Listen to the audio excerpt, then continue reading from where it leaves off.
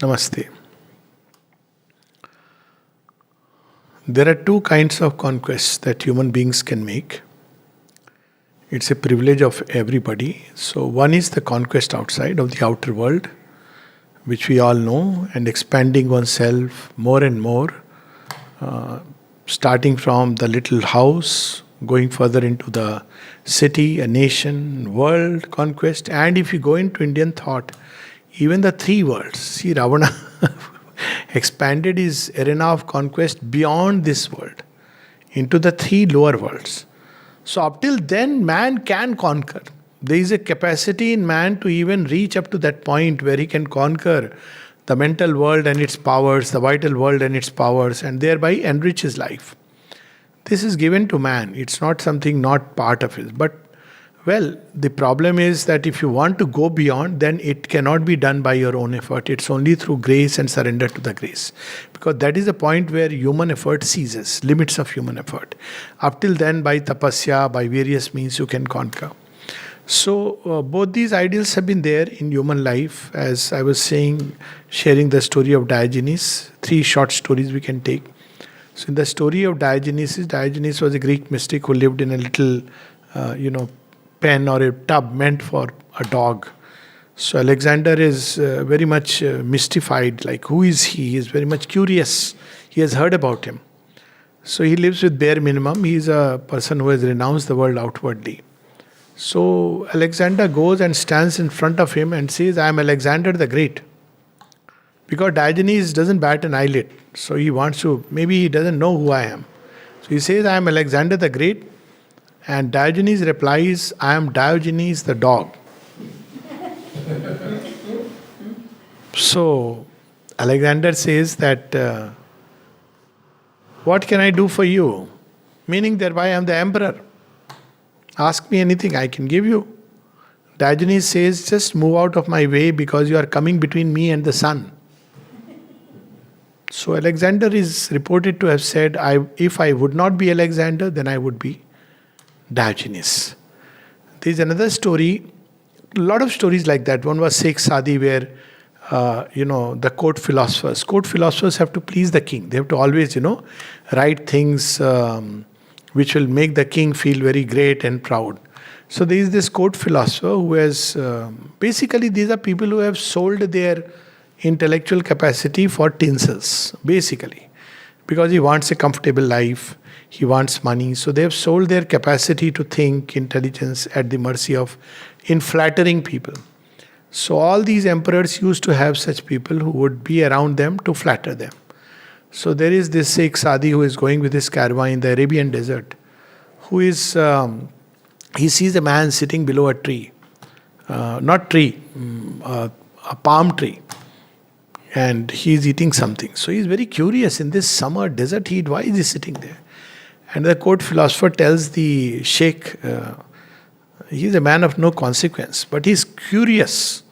So he goes there and asks him, who are you? Same question. He says, don't you see? What are you doing? I am eating gruel. So court philosopher, by this time he is a bit impatient. See, human beings have a tendency to justify their way of life. Innate. And any kind of justification we may bring. So here the stories of two different kinds of justification. So the court philosopher tells this man, fakir, who is sitting below the palm tree, if only you knew how to please the king, you would not have to eat gruel for the rest of your life.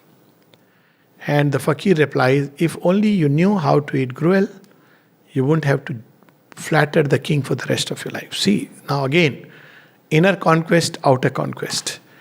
Then there is the famous story of King Asoka. So as the story goes, it was not like he saw the bloodshed and suddenly, he felt a deep pain. Whatever may have happened, incidentally, Asoka was already, very few people are aware, Asoka was already turned a Buddhist when he went into the carnage. So this story that he became a Buddhist after that is not true. That was a time when Buddhism was spreading even Dhanananda, the most despicable ruler, the last destroyer of the, Nanda family. He was a Buddhist. So So this subscribing to a religion or a way of life formally is very different from actually living it. So Ashoka, when he met Buddha, it seems he asked Buddha, whether this encounter took before or after is a different story. So he asked the Buddha, who are you? So he says, I am Buddha or Siddhartha. So Ashoka says, I am Ashoka and I am an emperor and a conqueror. So Buddha says, yes, I am also a conqueror and I am an emperor. So he says, what is your empire? And you don't seem, where is your army and everything? So Buddha gave an answer. He says, I am the conqueror of my own nature. And all the energies of my nature are at my command and control. So I extend this empire. And therefore I am a conqueror. I have conquered something which is far more difficult than this conquest. So in ancient Indian ideal, Aryan ideal, Shubinda speaks about it very beautifully. There were these two ideals of Swarat and Samrat. Swaraj and Samraj. So Swaraj was self-conquest, and somebody who had not conquered himself was really not regarded as fit for extending this empire. So there is an empire of the soul. That's how you will see that yogis, how do they extend their empire? How did Buddha extend his empire? It was the empire of the soul. And that was regarded always as a greater conquest. It is not that this ideal was in contravention to outer conquest, by all means.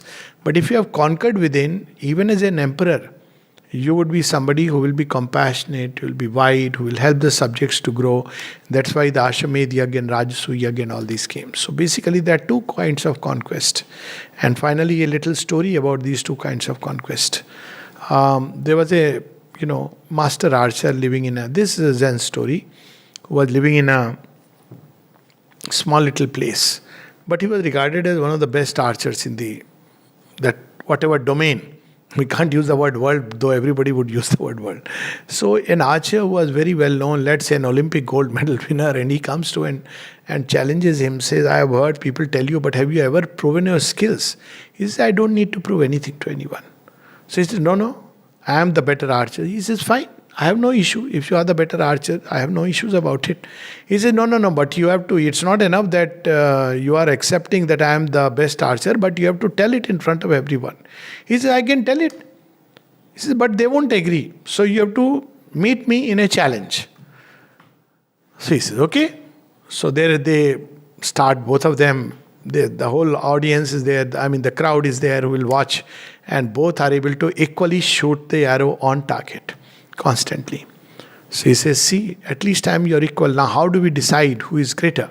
So this wise archer says, well, that's a very simple way. Come, we'll go a little further. So what is a little further? There is a little bridge over a chasm, and this bridge is very shaky. He says, now stand on it and shoot. Now, what happens there? There you have to overcome your fear. You may fall, you may die. And sure enough, he is not able to do that. Whereas this famous wise archer is able to do it because he had conquered himself within. So this was the way the ancient civilizations developed, and not just haphazardly expanding our ambition and amassing things whereas inwardly we are impoverished. So these are the two ideals. They supplement each other.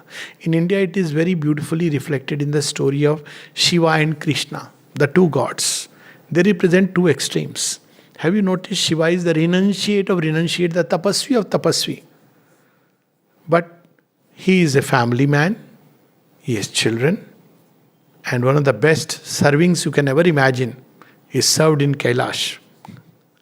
Now look at Krishna's life outwardly. He is extremely engrossed with the world, if you look at him outwardly. But Krishna is completely in a state of not just sthit pragya, but even beyond that.